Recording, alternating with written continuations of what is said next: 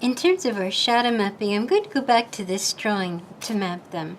So I'm going to pick a spot for where I'm going to have it be nighttime, and we're going to use this spot for where the strongest ray, or the center ray of the light fixture above, in the middle of the room perhaps, is hitting the floor. So this isn't the light source, this is where the center ray of the light is hitting the floor.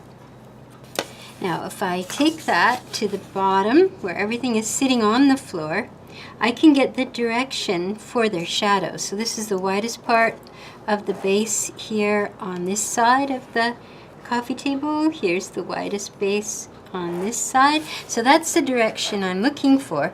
And since this is an ellipse, all I have to do, if you remember the shadow from the cylinder, all I have to do is make a straight line, and that will give me where to place my ellipse. So we have to decide too how big we want these shadows to get. But if I make the ellipse for the top here, then that will be the line that I'll use for my shadow from my coffee table. And if this one, now this has a little leg here, so I'm going to put the shadow for the leg. That's the most fun, is when you have a shadow for a leg. In fact, it might be more fun to put the shadow for the leg here, the leg itself, and the leg itself there. And then that way I'll have one leg here and one leg over here. That'll be more fun to cast. So I'm going to cast this one here and this one here. Now when I put these on my drawing, I won't use a ruler because I didn't use a ruler to make the drawing, so you have to be consistent. And I'll use this for my bottom ellipse. So in fact, all I'll get in terms of a delayed shadow will be, and an obvious leg will be this leg and this leg, which is nice. It's kind of a nice thing to have. And then the shadow, well no, not even this one, because this is the shadow for,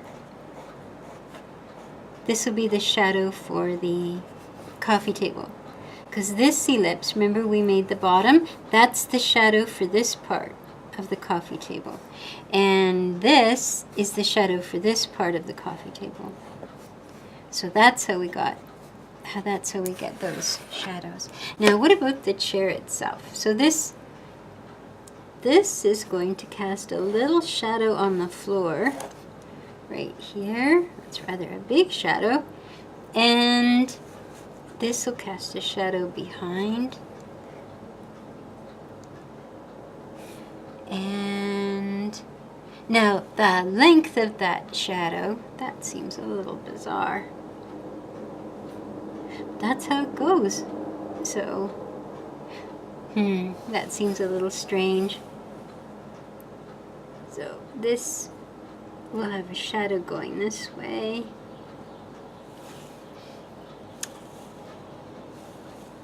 And this is very shallow, so that shadow can't be that thick. I'll just make it a thin one. So you have to use your common sense too when you're doing this kind of thing. Not that we're going to see much of it, but I'm just going to put a little shadow under here and be done with that.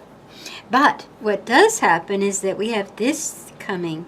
Now that I just know, is the way to assess it would be to use the light from above and see where it's going to hit. But I think I'm just going to choose where I want it to go, and I'd like it to start here. So this is going to be the shadow for the whole chair. So in fact, we can fill this all in. That's what's going to happen. We'll fill this whole thing in. Even, see, this will come up and go over, so we'll start even filling the chrome in here. And maybe we'll keep this, because that'll be the shape for the shadow above. Okay, so that's what we'll do. We'll start this right here. So see, we're still we're still in discovery mode, still discovering. That's why we went back to this one. And this is horrible, horrible. Oops, don't eat that. This is horrible this is horrible hatching, but that's all right because we're just discovering things. Oops, we do need that. Okay, good. Now that begs the question, will it cast a shadow? If since all of our shadows are going this way, will it cast a bit of a shadow onto our coffee table? But no, it's lower than the coffee table. You see, if I bring this over, the coffee table is higher, or maybe the same level. It's maybe the same level, so I don't think we'll put a shadow on there. Unless you really wanted to, you could. Now this light is going to be behind this, so we're not going to see it.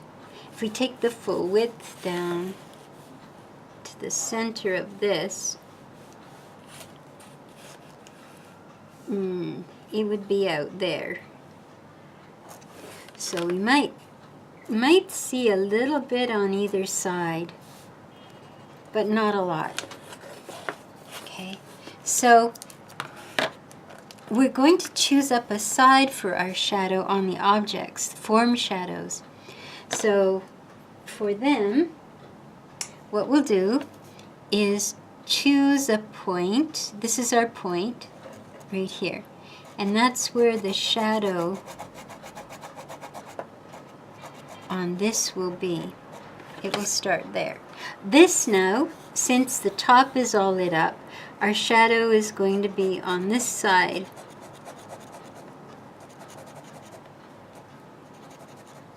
And again, this is not how you fill this in, but this is just a little bit of a indicator for me when I get onto my other drawing where these shadows will go. And this, I think we can put a little bit of shadow. Since this is the side we're using everywhere else, instead of choosing the other side, we'll choose this side and give it something substantial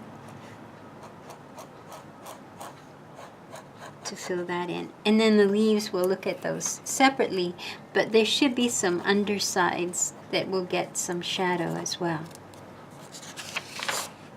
Okay, now we'll switch to our other pen here. I'm using just my one. So now I've got an idea. You can put this over if you like. That might be a more strategic way to do it if you can get it all lined up again. So here we have that little grace of curve. We have this shadow. You can always peek underneath to see that you've got it going the right way.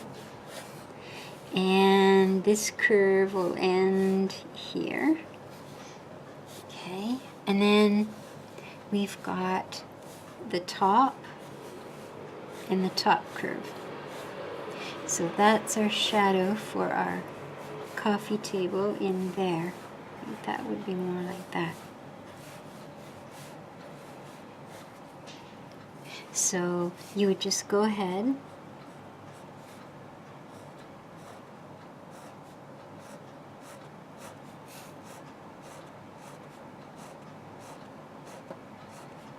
You're trying to keep them all about the same distance apart.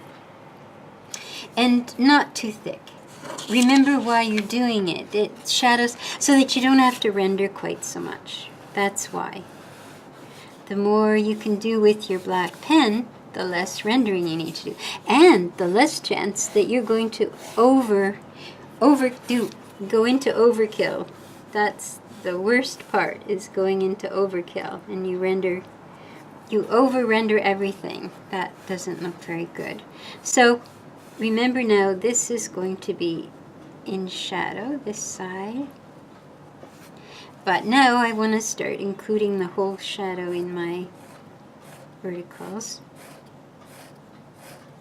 Now you can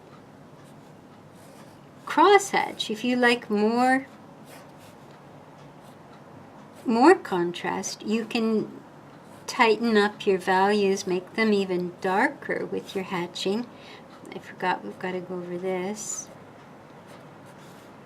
Not just hatch, but cross hatch, if you like.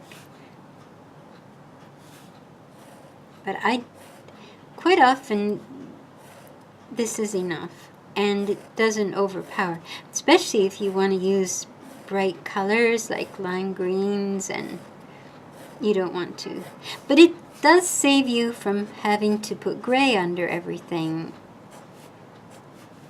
Although some people do both, that's another way to lessen the value of a shadow.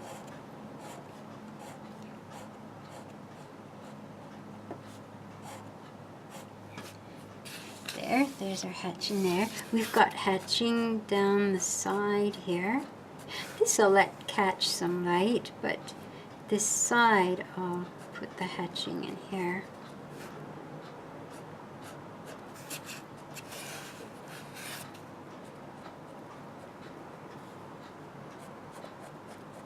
And of course the rendering is going to bring all of this out more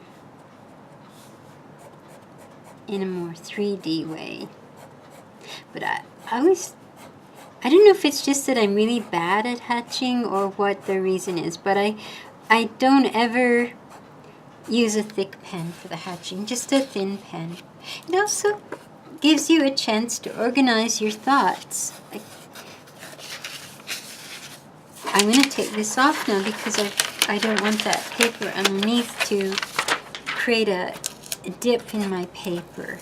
This will be a little easier. Now I'm going to have a shadow from the draperies.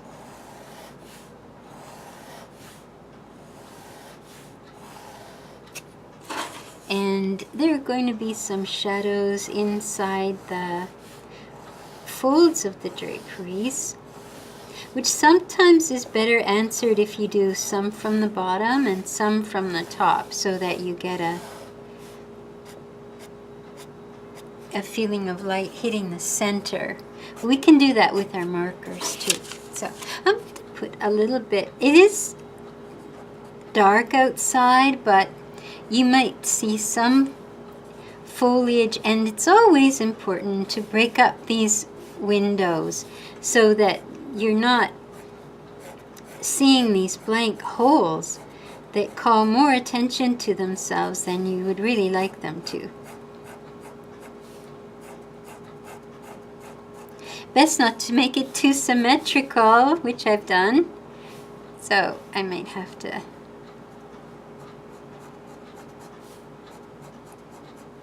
And don't forget your diagonals across. That says window.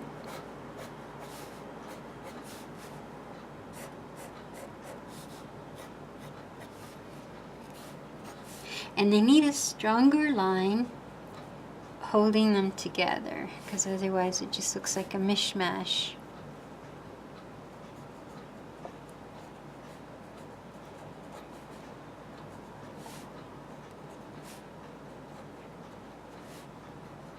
Seems like a silly thing to fuss over, but okay. Now the floor as well, it's going to be a little darker in the corners, so you can hatch there. Maybe a little hatching here wouldn't hurt, and over here. Now this is not casting a shadow like that, we found, but maybe it wouldn't hurt just to indicate a little bit of hatching for it on the wall. That way it looks like it went to the wall and went straight up. We decided we're going to put some hatching on this side. This is such a good discipline, this hatching. It improves your aim. And remember, we decided we're going to put a little bit of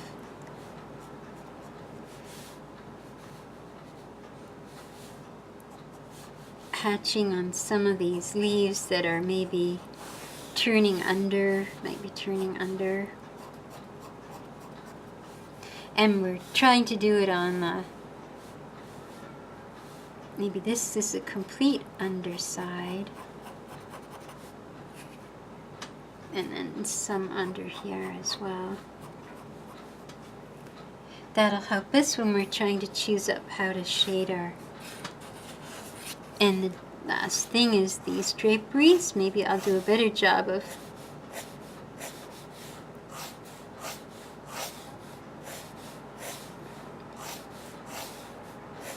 so you see, this is the only place where we actually used our imagination was when with our first concept. After that, we're following ideas of how to achieve it. So we had a visual concept, something lazy. We had a lazy chair, a lazy looking chair. No wonder they have, someone actually called their company that, but that was our concept. And then whatever we did from there, ooh, maybe some shadows from the leaves on the wall. Whatever we did following that, they wouldn't be here, but that just adds a little something to it. So everything else we did following that, we followed ideas about how to get the visual concept across. So you see, work a little bit from inspiration, but then the rest is technical ideas.